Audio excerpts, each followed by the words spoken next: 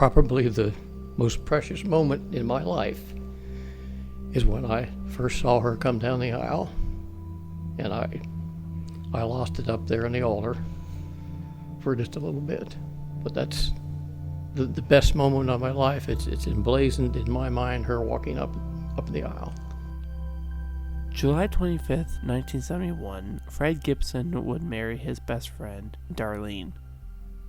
The two would go on to have an amazing marriage for the next 47 years, raising their son, going on vacations, clearing out all the glass mice figurines at any store possible. Hello, my name is Zarek. I am very blessed to have these two wonderful people as my great aunt and my great uncle.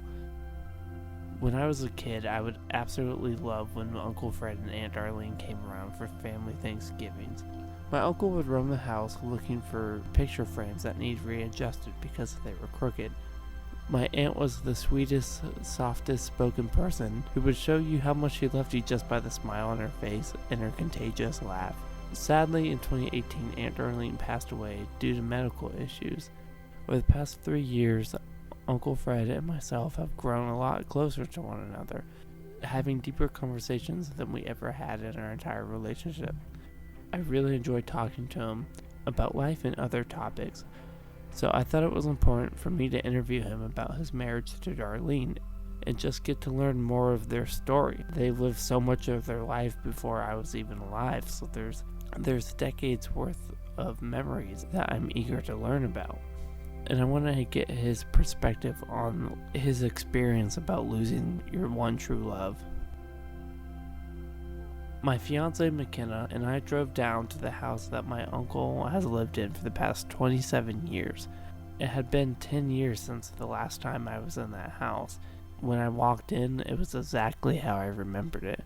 From the outside, it's a cute little house, but on the inside, it's a beautiful curated museum of gingerbread figures and carousels and all different types of mediums and glass figures and sculptures, and Uncle Fred showed us around the house. There's several things around the house that I'd like to show you. Okay. And let's do that. We built this house 34 years ago. You're going to notice real quick a theme. Darlene loved carousels. She loved gingerbread. And as you look around, you'll see they're everywhere. And I faithfully believe it's my job to preserve all this. I've been asked several times, why don't you pack up, move into a smaller place? And I'm not going to do that. I'm going to, as long as I can, I'm going to take care of this. You see carousels here and a horse and carousels there. This was one of her very favorite. He goes over to a coffee table with horses lining the outside holding up the glass. And he goes over and he pushes it and they spin. And the horses go around just like you would see in a carousel. She found that at Elder Bierman and just absolutely fell in love with it. And it's quite unique. I've never seen anything like it. There are carousels here and there and carousel horses. And again, it's all her. Quite a bit about a lot of this stuff, but this is all stuff that she collects. This cup and saucer right here, there's 2 of them in there. We got those at the Grand Hotel on our 25th anniversary. One of the things she collected was mice. And we got those from all over the place, and all the places. A lot of them came from Gatlinburg. This beautiful glass case filled with glass mice figurines. Mice reading a book in the snow. You have mice for each holiday, like Christmas and Halloween and Easter. A bride and groom mice and a heart holding hands. Let's see here. Well, there's the marriage one right there.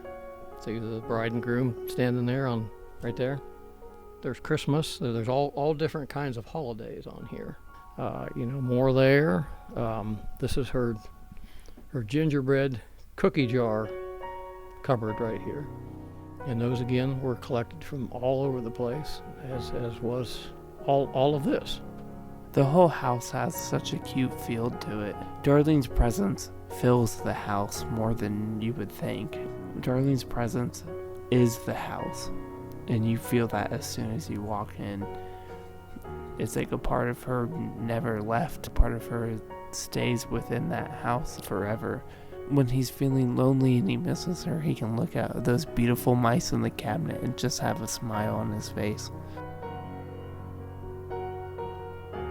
So if you could just give me a brief overview of like your upbringing and like about your family. And My name is Fred Gibson. I was born and raised in Marietta, Ohio.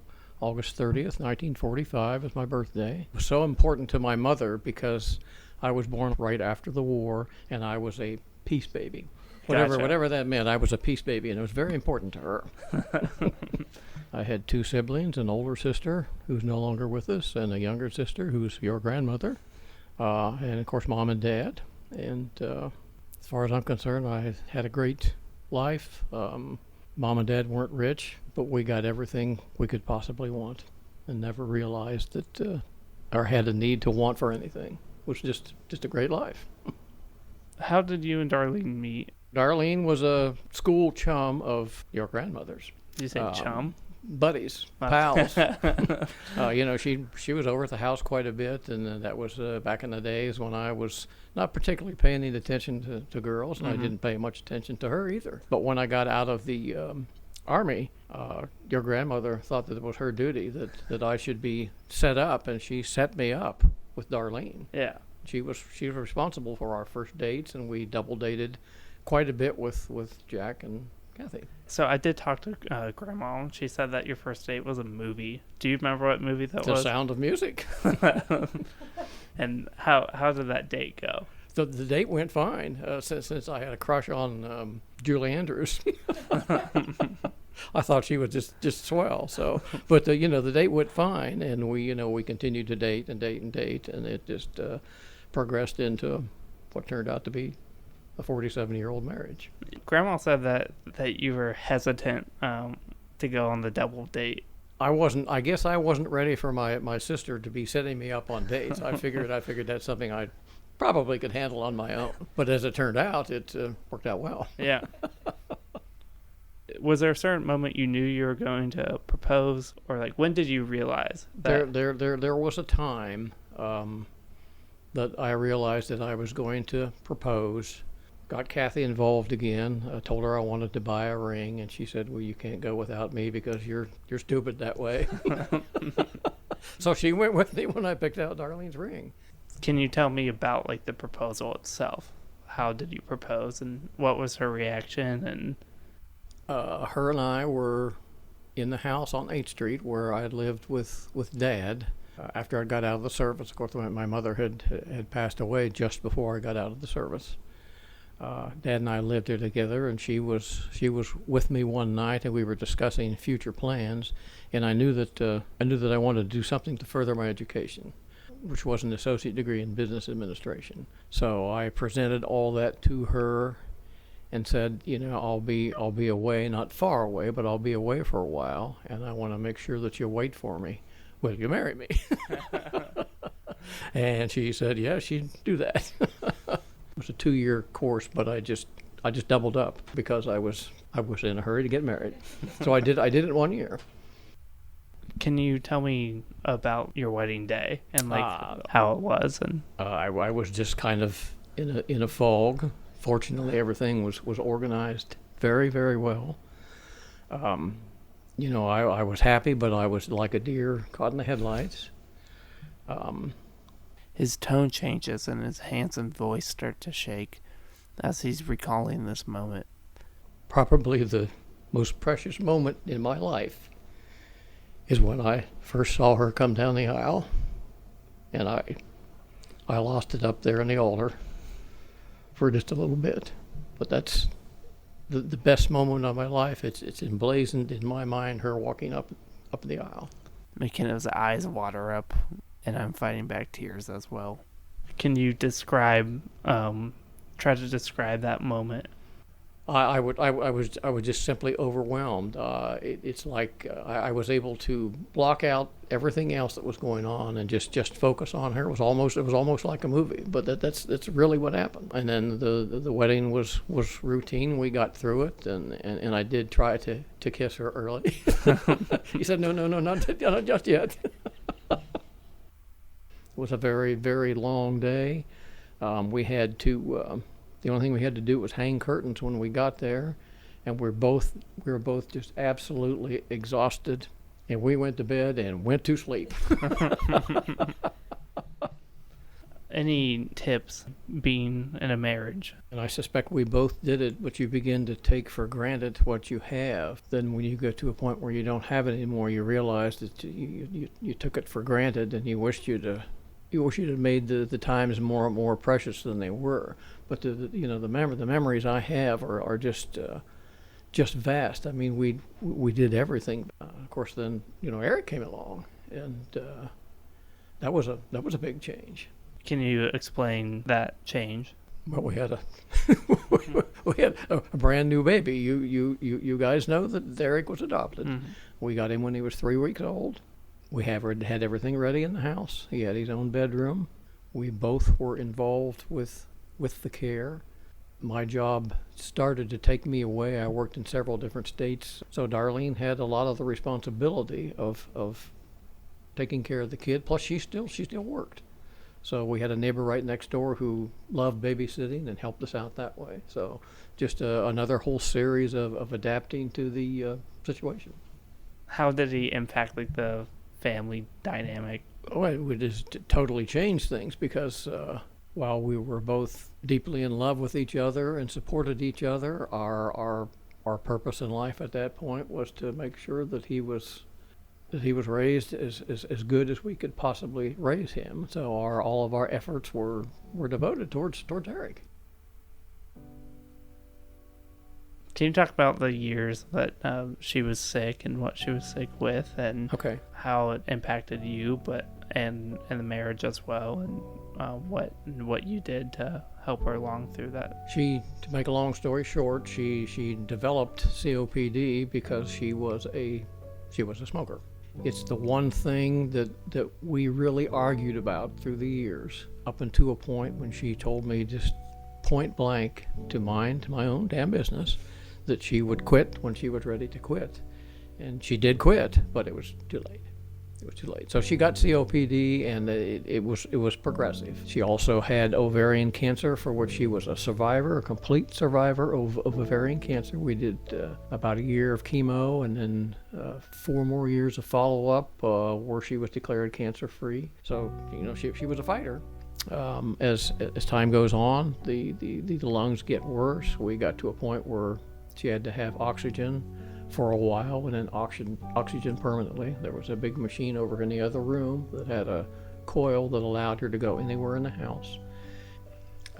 We had to have oxygen cylinders whenever we went anywhere. So I became very adapted at doing all that. I did it because it's what you do in a marriage. I did it because I wanted to do that. Yeah. We weren't able to do as much anymore. I did take her to the doctor. We got a what they call a transport chair. She got an electric scooter, which while she was able to use it, and she used it a lot, we just made do with the condition she was in as she got worse, and just adapted until it got to a point where she actually went to hospice. Everything was shutting down, and I realized that, and I realized I couldn't. There were just certain things I couldn't do. So she got to hospice, and actually had taken a turn a little bit for the better. But then it just all caught up with her, and then she passed because of it. How has your life been without her? And just has it gotten better with time? First of all, I and Darlene were of the generation where the guy always died first. And I just figured that was what was going to happen. I did not allow my mind to accept the fact that I would be without her. She would be without me. We scrimped and saved and put together a nice 401k for when I passed, and she had something to go with. But that's not real life. It happened the other way. I would like to say that it gets better, but it doesn't get better, it just gets more tolerable. There are good times and bad times. So many things trigger lots of emotions.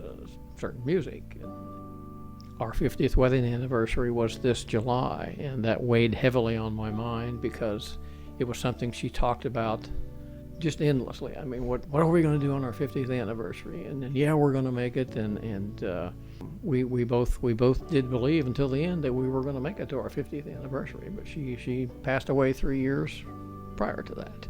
So I have my family. I have Kathy and Jerry, and everybody like you associated with Kathy and Jerry, and my son and my daughter-in-law and my 2 grandsons, and Uncle Jerry and Barbara. But the hardest thing about doing what I'm doing is that it's lonely, and there are times when there's nothing you can do about it. You're going to be lonely. I still wear my wedding ring. I personally believe that I didn't stop being married just because she had to go away. I believe I'm still married. And that, that's a personal belief. Lots of other people move on. My dad moved on. Uncle Jerry moved on. I believe that I am married. I'm not deeply religious, but when I think about her and everybody else that's passed, I think that they're in a better place, and I hope I get to go there. I don't know if you've thought about this, and you probably have, but if you could just spend like one more day with her, what would you say to her? I would tell her more often that I loved her. She knew I loved her. I knew she loved me, but I didn't tell her as much as I should, and I'll always regret that. That's always going to be a regret that I didn't tell her.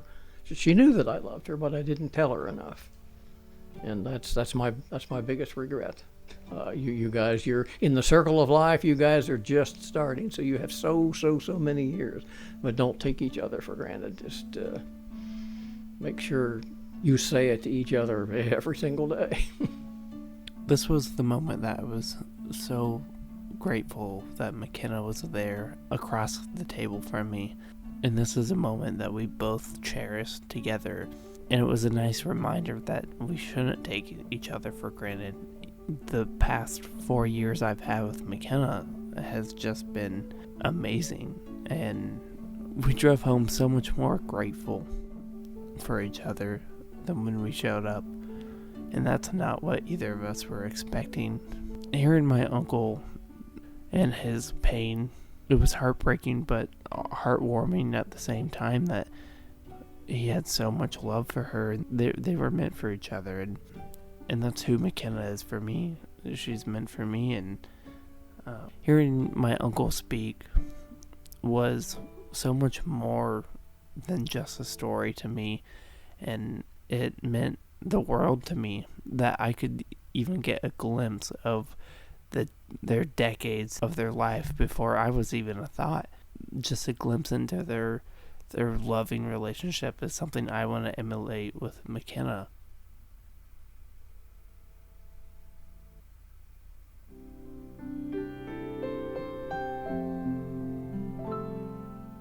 He shows us these 2 gingerbread people who sit on the half wall with their arms wrapped in one another, one male and one female, all wrapped up in scarves and aprons and buttons, with the biggest smile on their faces. These 2 guys right here, we would go to a lot of Christmas shows, and Darlene spotted those 2, good Lord, a mile away. I don't see how she ever saw them, but she actually ran to get them. They were one of a kind. And we put them out for Christmas quite a few years. 2, maybe 3 years before she died, they disappeared. And we couldn't figure out. She was just heartbroken because it's her and I. After she died, and I would get restless, I'd start digging through things, and I dug through a box downstairs. I really shouldn't have been digging through. I mean, there was no reason other than I was digging through it, and there they were. So I set them there and told the housekeeper, I said, they're to stay right there. That's her and I. I kiss her goodnight every night, right there. So all of this brings a great deal of joy to me, but there's sadness involved too. We discussed final arrangements. We have a burial plot in Marietta. After her mom died, we went to make arrangements, and they were having a they were having a 2-for-1 sale. So we bought our plots. We've got those, and we decided that we'd go the cremation route. She was comfortable knowing that she would have my ashes here for as long as she lived, until she died. Well, that got reversed too, and right down there is Miss Darlene, and that gives me comfort. I can sit on my couch and I can look at her at any time. I talk to her. I told you before that it doesn't get better, but it gets easier maybe.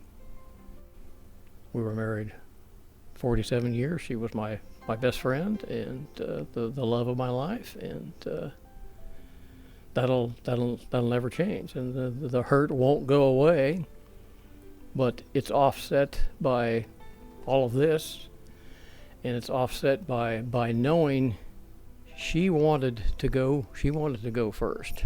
And she told me that several years prior to her dying, that she wanted to go first. And I kept asking, what am I going to do?